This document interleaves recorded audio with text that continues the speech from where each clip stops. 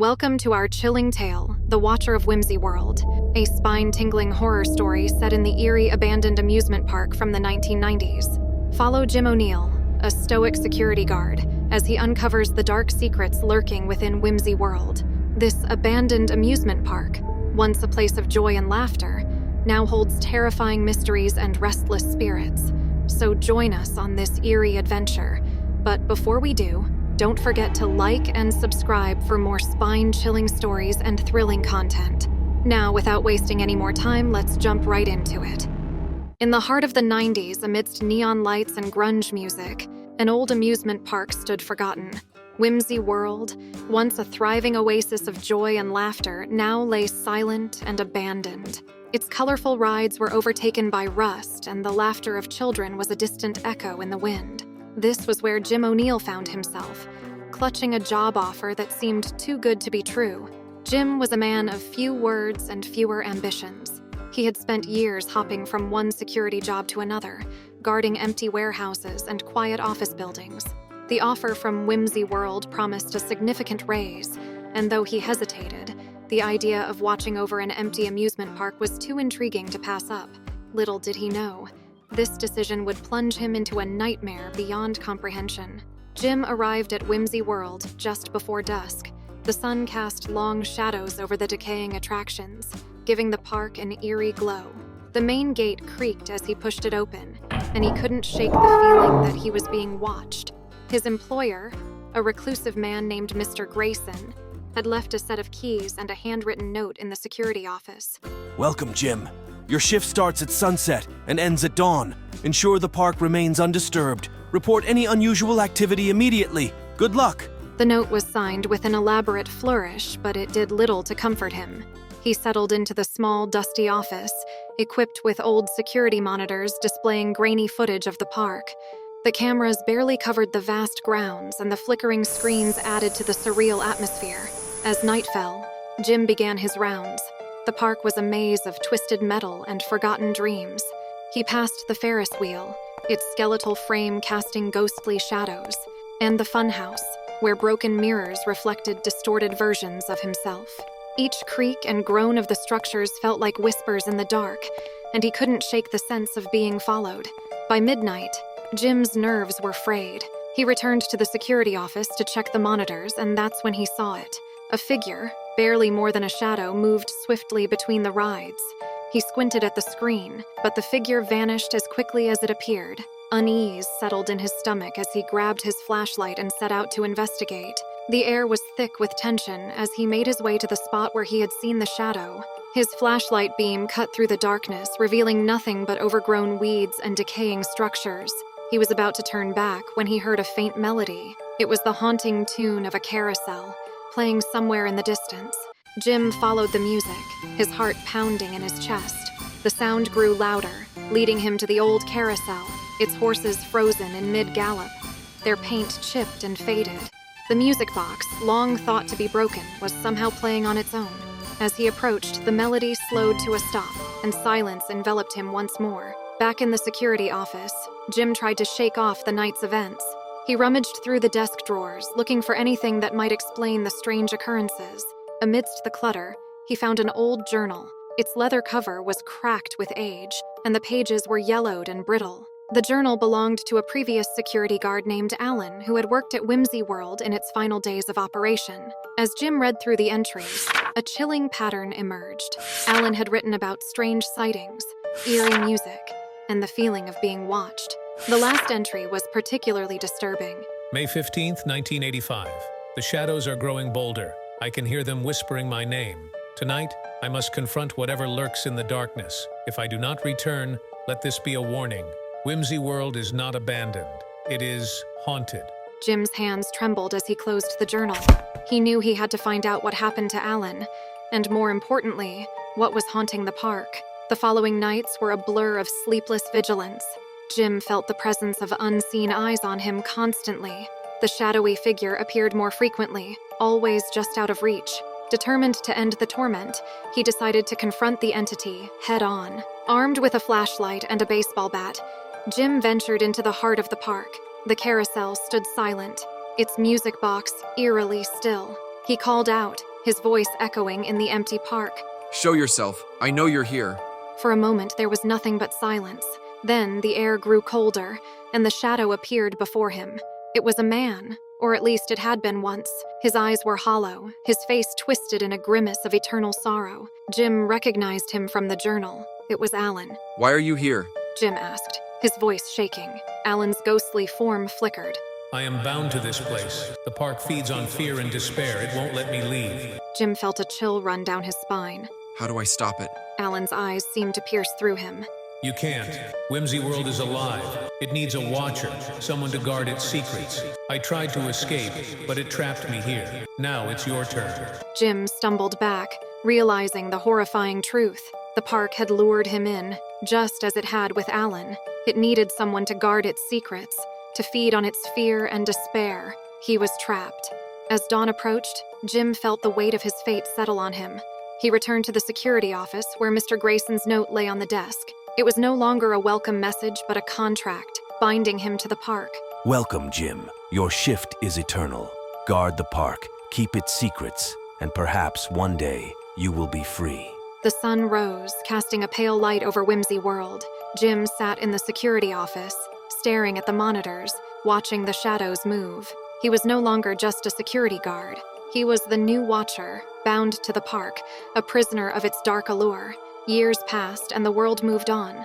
Forgetting the once thriving amusement park, Whimsy World remained a relic of the past, its secrets guarded by an unseen presence. One day, a young man named Dave received a job offer that seemed too good to be true. He arrived at the abandoned amusement park, clutching a letter from Mr. Grayson. As Dave pushed open the creaking gate, he felt a shiver run down his spine.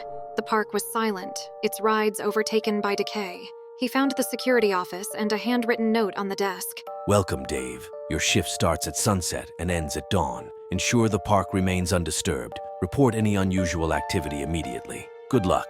Dave settled into the dusty office, unaware of the eyes watching him from the monitors.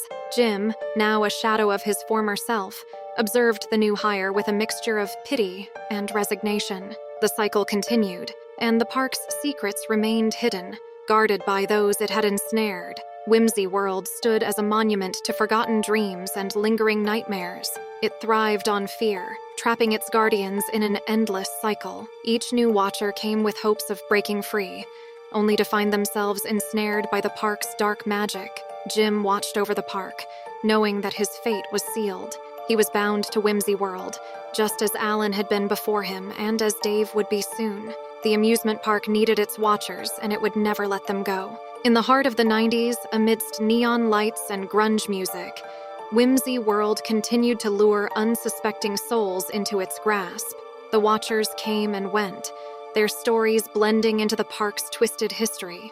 And as long as there were dreamers and wanderers, Whimsy World would remain, a haunting reminder of the past, a place where time stood still and shadows whispered secrets in the dark.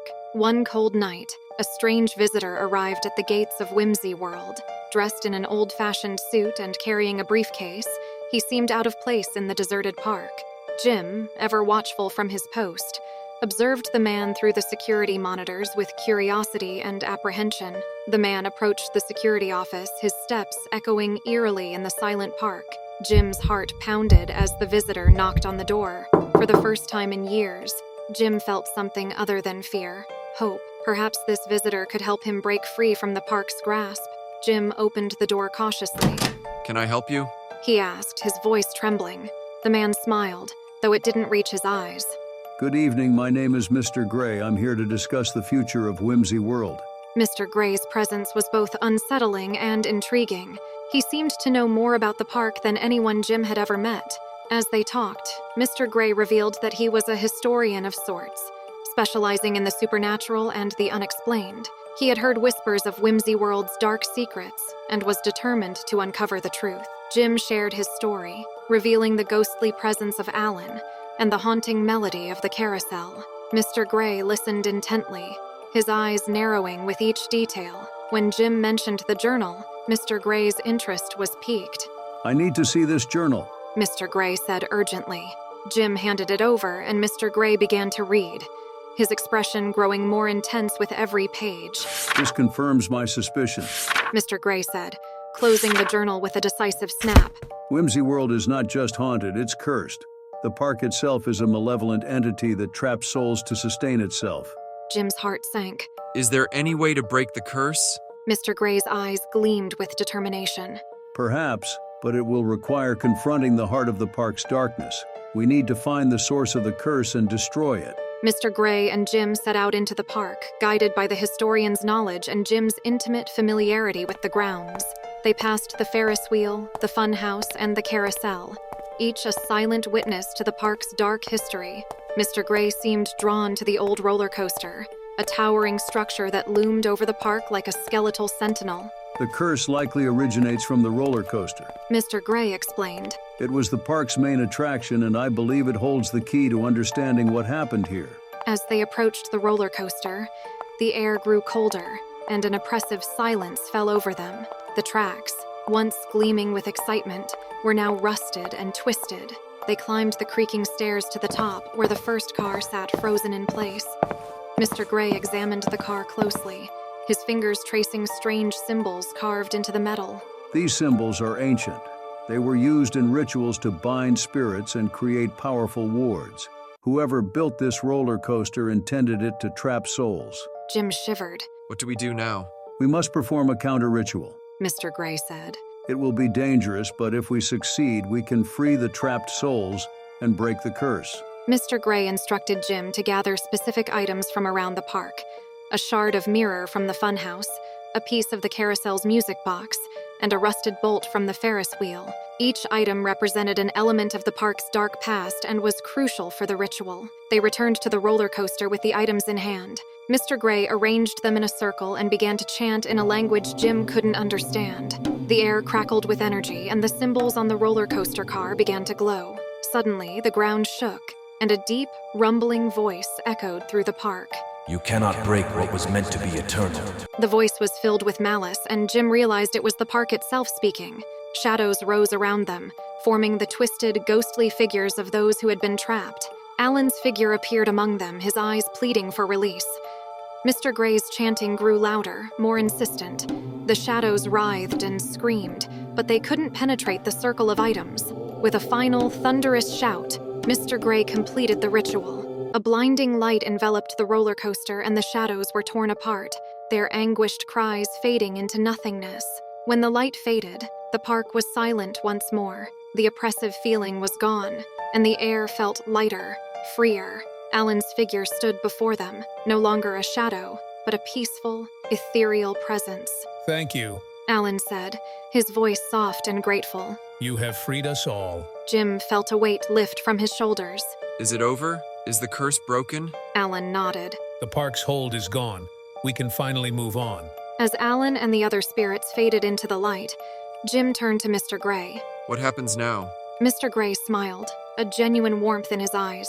Whimsy World is just an abandoned amusement park now. Its dark days are over. You are free, Jim. Jim and Mr. Gray made their way back to the security office, relief washing over them. But as they approached the office, something felt off. The door was ajar, and the monitors inside flickered with static.